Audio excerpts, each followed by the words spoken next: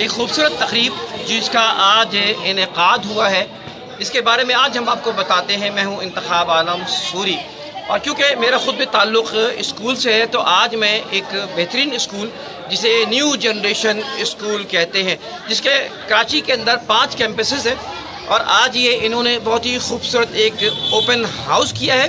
اور اس open house جو کہ صبح سے شام تک جاری رہا، اس میں کیا کچھ تھا، کیا خاصیت تھی، یہ ساری باتیں ہم بتائیں گے۔ ساتھ آپ کو یہ بھی بتائیں گے کہ حج اور عمرے کا کس طرح ڈسپلے کیا گیا اور کس طرح حج اور عمرے کے بارے میں ہم بتاتے ہیں۔ نیو جنریشن کے CEO اس وقت آج ہم ان کا انٹرویو بھی اس میں کریں گے، اور آپ جانتے ہیں کہ سلیم صاحب جو ہے اس وقت ایک بڑا نام ہے ان کا ایجوکیشن میں، اور اتفاق کی بات ہے بلکہ خوش نصیبی کہ اس اسکول کے ڈائریکٹر ان کے بیٹے بھی میرے اسکول سے انہوں نے تعلیم حاصل کی، ان کے دیگر بچوں نے بھی میرے اسکول سے تعلیم حاصل کی، تو میری خود ذاتی طور پہ ایک وابستگی ہے۔ اور آپ دیکھیں، اور اسکولوں سے بھی گزارش کرتا ہوں کہ اس طرح کی ایکٹیویٹیز کیا کریں جس سے بچوں کے اندر کانسیپٹ بنے اور دین اور دنیا کا تصور واضح ہو، اور کیا اچھا ہے کیا برا۔ سب سے بڑی چیز یہ ہے کہ بچوں کی تربیت ہونی چاہیے، اور اسکول سے زیادہ کوئی اچھی تربیت کر نہیں سکتا۔ تو چلتے ہیں آپ کو اس نیو جنریشن اسکول کے حوالے سے آج کی ایک بہترین سیریمنی اس کا ہم تعارف کراتے ہیں۔ آئیے چلتے ہیں۔ جیسا کہ ہم نے بتایا کہ آج نیو جنریشن کی جانب سے اوپن ہاؤس کیا ہے، یہ سیریمنی کی ہے، اور ہم سلیم صاحب جس کے بارے میں ابھی میں تعارف کرا تھا، یہ اس جنریشن کی تمام برانچز کے اونر ہیں، CEO ہیں، اور ہم خوشی محسوس کرتے ہیں کہ ایک ایسا ادارہ جو کہ دنیا کی تعلیم اور تربیت کے ساتھ دین کا ایک تصور دے رہا ہے، خوف خدا پیدا کر رہا ہے۔ بچوں کی تربیت کا ہی اس وقت فقدان ہے، اور آج اولادیں اپنے ماں باپ اپنے ہاتھوں سے اپنے بچوں کو کھو رہے ہیں، صرف یہ کہ ان کو تعلیم اور دنیا کی تو فکر، آخرت کی ان کی فکر نہیں ہے، چاہے لڑکیاں ہوں چاہے لڑکے۔ تو آج سلیم صاحب نے جو اس بارے میں آج یہاں پہ سیریمنی کی ہے وہ ایک مثال ہے۔ حج کے حوالے سے ایک پوری کمپلیٹ انہوں نے کانسیپٹ دیا ہے۔ آب زمزم ہے یہاں پر میرے بھائی جانب، اور آگے آپ دیکھیں کہ اس وقت خاص طور پہ یہ دیکھیں یہ مقام منی ہے، اس کا تصور ایک دیا گیا ہے، اور ساتھ ساتھ یہ جو روزہ مبارک صلی اللہ علیہ وسلم کے بارے میں یہاں پہ دکھایا گیا ہے، ساتھ ساتھ صفا و مروہ کے حوالے سے باقاعدہ انہوں نے نیو جنریشن اسکول نے یہ اس کا اہتمام کیا ہے، اور صفا و مروہ اس کے ایک کانسیپٹ دیا ہے۔ ساتھ ساتھ یہاں دیکھیں کامیاب لوگ ناکام لوگوں کے حوالے سے بھی انہوں نے جو ہے ایک بڑا اچھا کانسیپٹ دیا ہے، جس کو آپ دیکھ سکتے ہیں اسکرین پر۔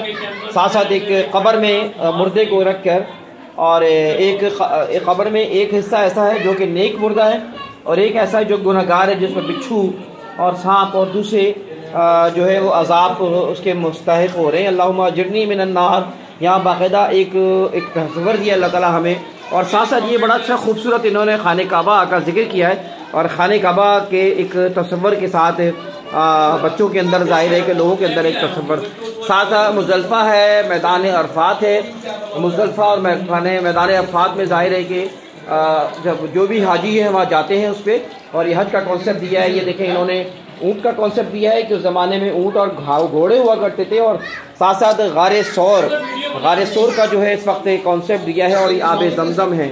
اور یہ ہمارے سلیم صاحب ہیں جو کہ اس کے کرتا دھرتا ہیں۔ سلیم صاحب اس وقت جو ہے نیو جنریشن کی جتنی بھی برانچز ہیں اس کے یہ CEO ہیں، اور یہ دیکھیں اس وقت حج کے حوالے سے ایک اچھا کانسیپٹ بچوں میں ہمیں چاہیے کہ جو بھی تعلیمی ادارے سے وابستہ ہیں بچوں کے اندر یہ اسلامی روایات کو قائم رکھیں، ان کو اجاگر کریں، دین اور دنیا کے حوالے سے ایک کانسیپٹ دیں کہ آخرت کے حوالے سے جو چیزیں ہیں ہمیں کرنی ہے وہ اس پہ دیں۔ بہت شکریہ۔ تو میں چاہوں گا کہ سلیم بھائی ذرا سا کچھ کانسیپٹ بتائیں ہمارے اس چینل پہ، آج بتائیں گے سلیم بھائی نے جو پروگرام کیا ہے اس حوالے سے بتائیں۔ سر پہلے تو میں انتخاب عالم سوری صاحب کا بہت شکر گزار ہوں کہ وہ ہمارے اسکول میں تشریف لائے، اور یہ ہمارے بچوں کے بھی شاگرد تھے، اس لیے ہمارے بہت محترم ہیں۔ میں بہت شکر گزار ہوں کہ ماشاء اللہ آپ نے ابھی بریفنگ دی، کہ یہ میرے کہنے کے لیے کوئی الفاظ نہیں ہیں، کیونکہ آپ نے مجھ سے اچھی طرح سے اس کو بیان کیا اور بتایا کہ یہ ایک اکیڈمی ہے۔ یہ بچوں کو یہ صرف یہ نہیں ہے کہ صرف دکھانے کے لیے نہیں ہے، بچوں میں اویئرنیس پیدا کرنی ہے، بچوں کو بتانا ہے کہ ہمارا دین کیا ہے اور ہمارا دین کے ارکان کیا ہے، اگر ہم حج کے لیے جاتے ہیں، عمرے کے لیے جاتے ہیں، تو بچے کو کانسیپٹ دیا گیا ہے کہ جنت البقیع میں کون سے لوگ ہوتے ہیں اور جنت مقام مینا میں کیوں جاتے ہیں، کس لیے جاتے ہیں، یہ سب اس کی ہسٹری ہے. جب ہم اپنے بچوں کو دین کی طرف راغب کریں گے تو پہلے ہم اسکولوں میں یہی چیزیں پہلے کانسیپٹ دیں، نہ کہ ہم ناچ گانا کرائیں اور کچھ اور کرائیں، بلکہ اس کا کانسیپٹ کریں. ہمارا موٹو یہی ہے کہ پہلے بچوں کو دین کی تعلیم دی جائے. دنیاوی تعلیم بھی ہے، دین کی تعلیم ہے، لیکن ساتھ ساتھ چلنا چاہیے.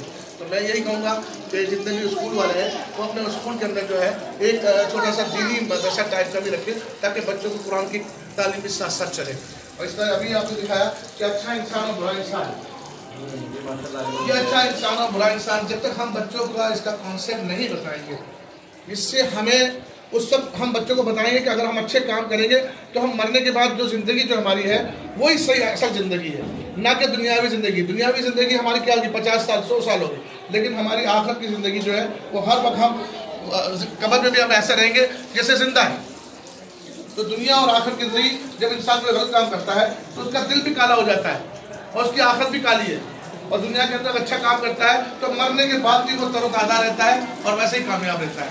اس طرح یہ چیزیں بچوں کو کانسیپٹ بتایا گیا کہ ہمارا مسجد نبوی ہے جو اس کے بارے میں بتایا گیا، مکہ مدینہ ان کی اہمیت ان کے بارے میں بتایا گیا. اچھا دین کے بارے میں مزدلفہ اور عرفات، ہم یہ کانسیپٹ دے رہے ہیں کہ اگر ہم حج پہ جا رہے ہیں تو ہم مزدلفہ جاتے ہیں تو ہم مزدلفہ کے اندر آپ 2 رکعت نماز پڑھتے ہیں، مغرب کی نماز اور عشاء کی نماز اکٹھے پڑھتے ہیں. تو یہ بچوں کو ہم نے اویئرنیس دی ہے کہ ہم حج پہ جائیں گے تو یہاں ہمیں دونوں نمازیں اکٹھے پڑھنی ہیں.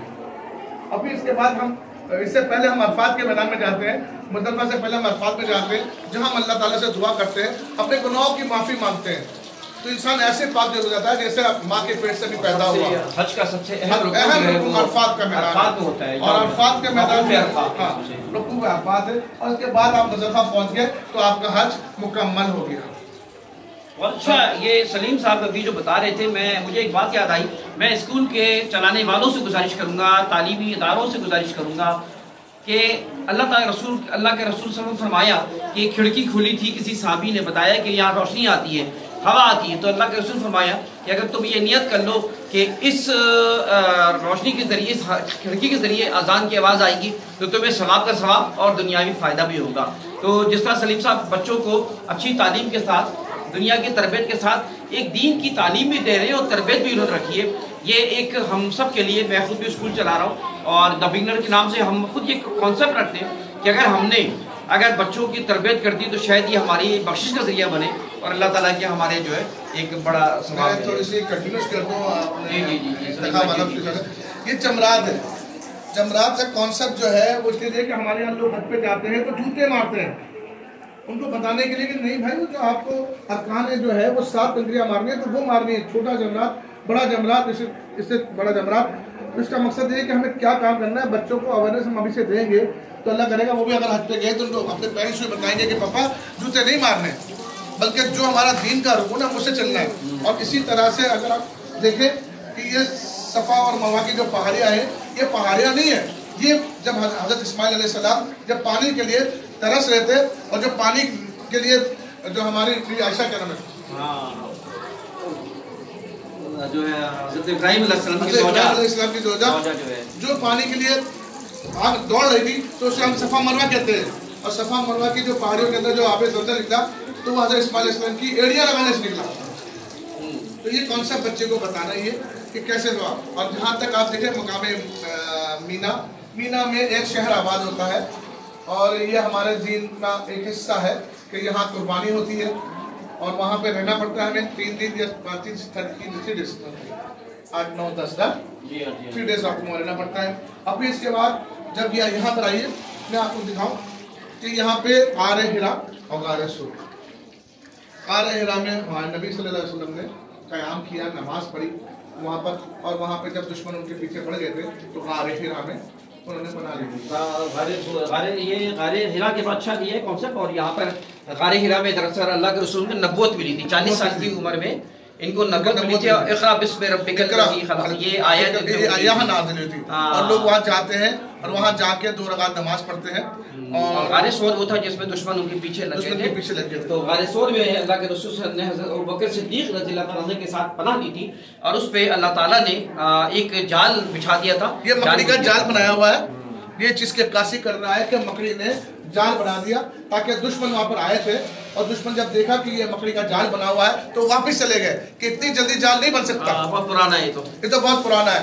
तो ये अल्लाह के करामात है जो उस वक्त नुमाया किया गया। सलाम की कश्ती जो अल्लाह ताला ने जब 950 साल तक नूह अलैहिस्सलाम ने जो दीन की तबलीग करी और इनमें चंद ही लोग थे जिन्होंने जो है ना दीन इस्लाम को कबूल किया, तो उसका कॉन्सेप्ट दिया गया है कि जब अल्लाह का हुक्म हुआ तो हज़रत नूह अलैहिस्सलाम को अल्लाह ताला ने कहा कि एक कश्ती तैयार की जाए।